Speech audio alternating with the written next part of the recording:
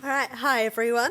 As you just said, I'm Amy Boswell-Hore, the Director and Accessibility Specialist of Access Quest New Zealand, which is a consultancy that is helping the GLAM sector become more accessible to the deaf and disabled community.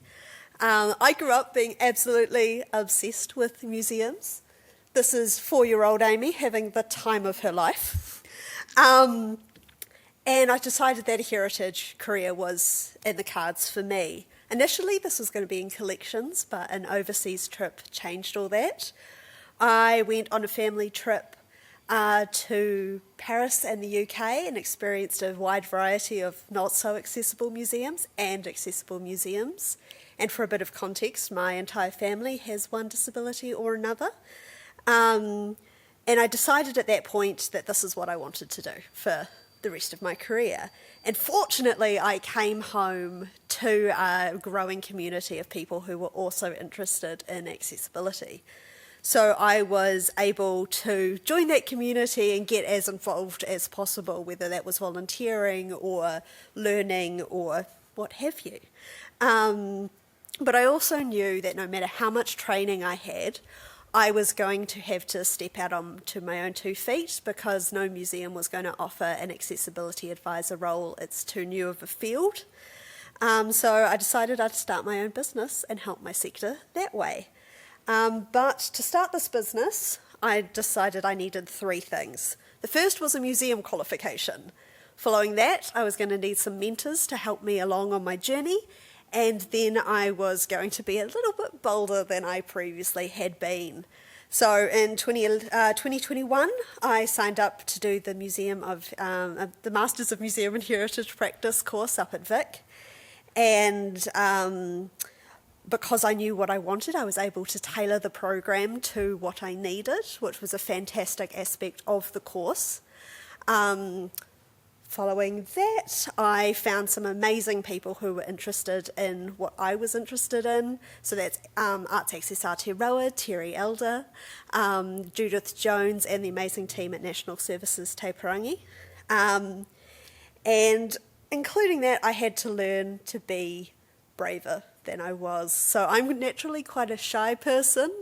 But if someone was going to stand up for accessibility, and if that person was going to be me, I needed to learn how to speak about it.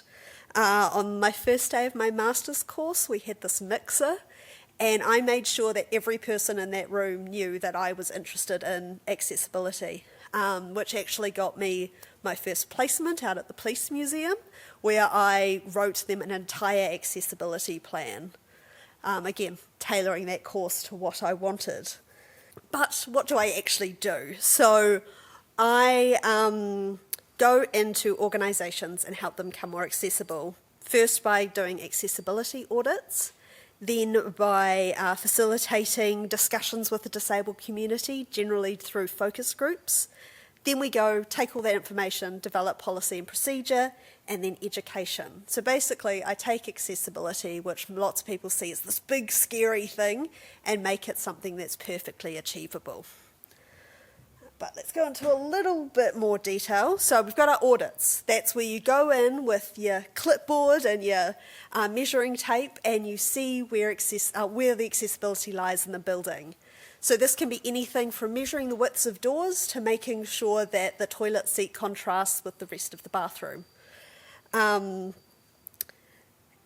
yeah, essentially it's just a way to make sure that the building is accessible as it is, and improving on that and pointing out the things that they're doing really well, because not everything is doom and gloom.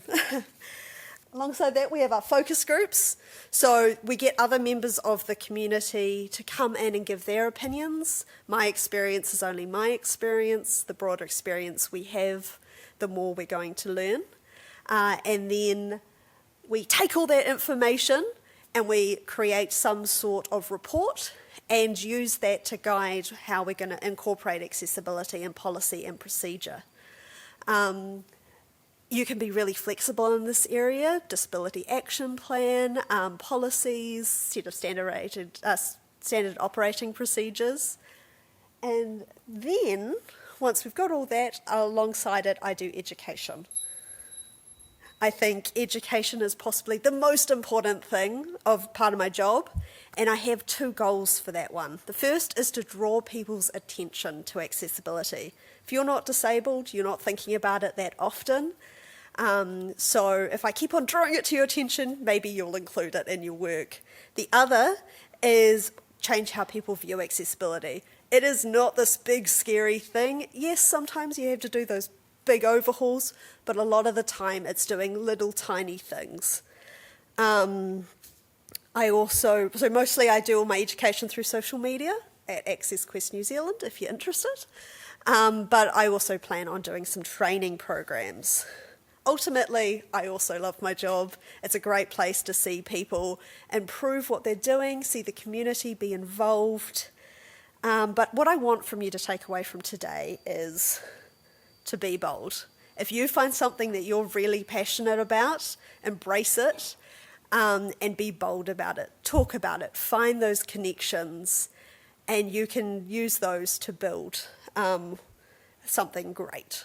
And I think I speak for everyone, where I'm really excited to see where the community goes in 10, 15 years.